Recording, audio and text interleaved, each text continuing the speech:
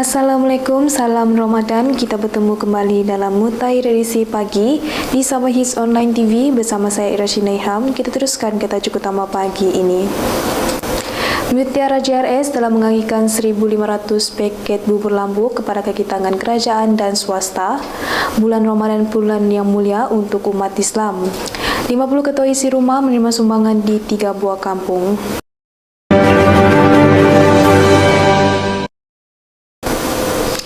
Pertubuhan Muafakat Titipan Amal Isteri Wakil Rakyat Gabungan Rakyat Sabah Mutiara JRS telah mengagikan 1.500 paket bubur lambu kepada kaki tangan agensi kerajaan dan swasta di lapangan terbang antarabangsa Kota Kinabalu di tempat letak kereta VIP Lodge pada kemarin. Majlis penyampaian itu diketuai oleh Presiden Mutiara JRS yang amat berbahagia Datin Seri Panglima Haji Julius Salak, isteri kepada Ketua Menteri Sabah yang amat berhormat Datuk Seri Panglima Haji Nur. Adalah difahamkan antara penerima terdiri daripada anggota yang bertugas di Balai Polis dan stesen bomba di Bandaraya. Untuk makluman semua, Mutiara JRS buat pertama kalinya bekerjasama dengan sebuah syarikat swasta, Nestle Kesediaan Berhad serta Sazarai Kesediaan Berhad untuk melaksanakan program komuniti ini. Tambahnya, pihak mereka mengalu-alukan kepada sektor swasta untuk bekerjasama dengan Mutiara JRS serta dapat menyumbang bantuan kepada masyarakat. Pada baru-baru ini, Mutiara JRS telah melawat mangsa kebakaran di Kudat dan pertubuhan itu akan memberi khidmat kepada masyarakat setempat bermulanya di lokasi yang strategik. Serta Mutiara JRS ingin menunjukkan penghargaan kepada agensi bekerja yang menjaga keselamatan awam di lapangan terbang antarabangsa Kota Kinabalu. Saya IBLB, Saya Irashina Ilham dan saya Syazena Azman. Kami dari Sabah Hits dan Sabah GZ ingin mengucapkan selamat menyambut bulan Ramadan 2022.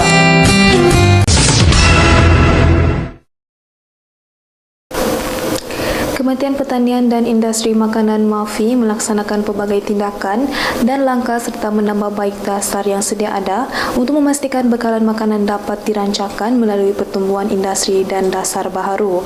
Yang berhormat Datuk Seri Dr. Roland Kendi berkata, hal ini akan menggalakkan penanaman yang sebelum ini tidak diberi tumpuan dan akan diberi tumpuan antaranya penanaman jagung bijirin untuk menampung kekurangan dari kenaikan kos pengimportan dari negara luar.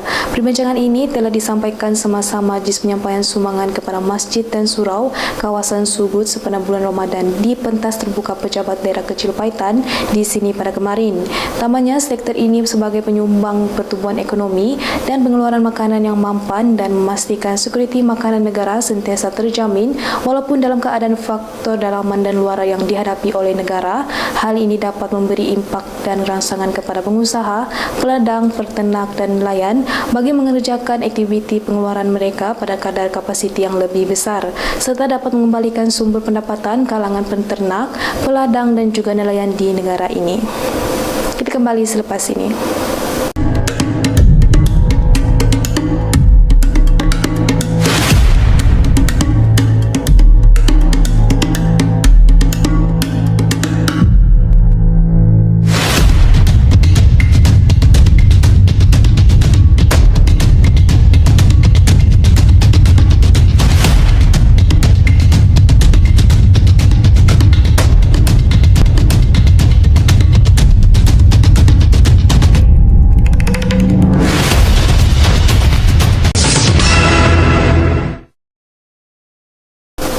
Kita bertemu kembali.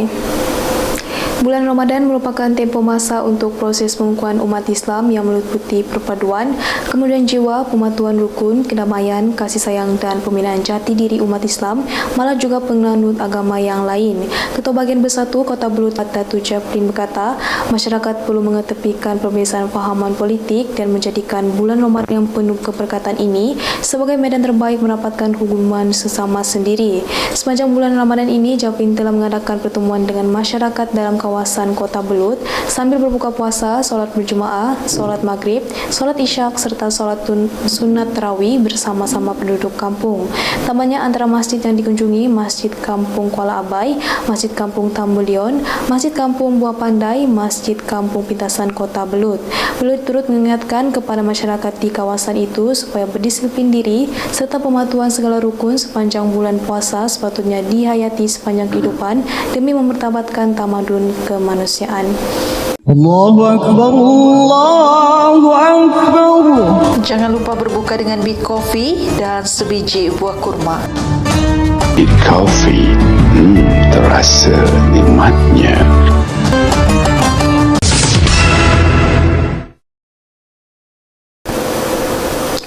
Sabah Electric City Sdn Bhd telah menyumbangkan RM270,000 melalui pelbagai program tanggungjawab sosial korporat sepanjang pada bulan Ramadan ini.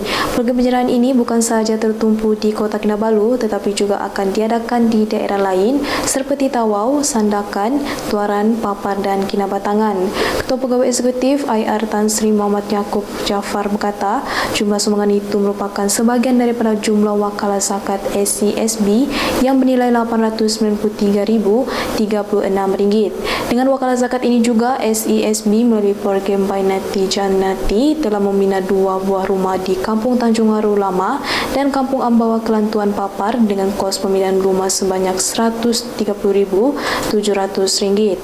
Pada majlis itu, beliau turut menyerahkan sumbangan kepada 2 buah masjid iaitu Surau Al-Amin Tanjung Haru dan Masjid Al-Fatah Ibu Pejabat Polis Daerah Penampang serta 2 buah pusat tahfiz, Pusat Pengajian Tahfiz Al-Quran, As-Satbiyah dan Mahat Tahfiz Darul Hadis Sabah, manakala seramai 73 pelajar dan sekolah menengah agama Puan Haji Rahmah, Kinarut dan 10 asnaf dari sekitar kawasan Petagas juga turut menerima sumbangan tersebut. Kita kembali selepas ini. Big Coffee ni so-called Healthylicious Coffee.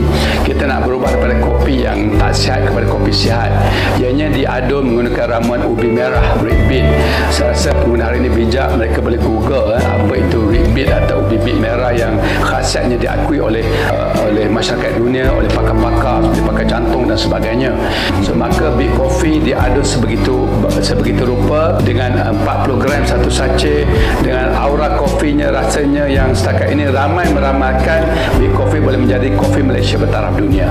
Big Coffee, terasa nikmatnya.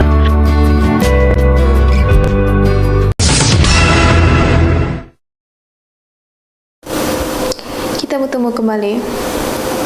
Seramai 50 ketua isi rumah di Kampung Tenggiling, Keliangau dan Kinabakan Sepanggar di sini telah menerima sumbangan bakul makanan daripada Menteri Sains, Teknologi dan Inovasi merangkap Wakil Rakyat Karambunai yang berhormat Datuk Haji Yaakob Khan semasa program Kopi Sangan Ramadan pada kemarin.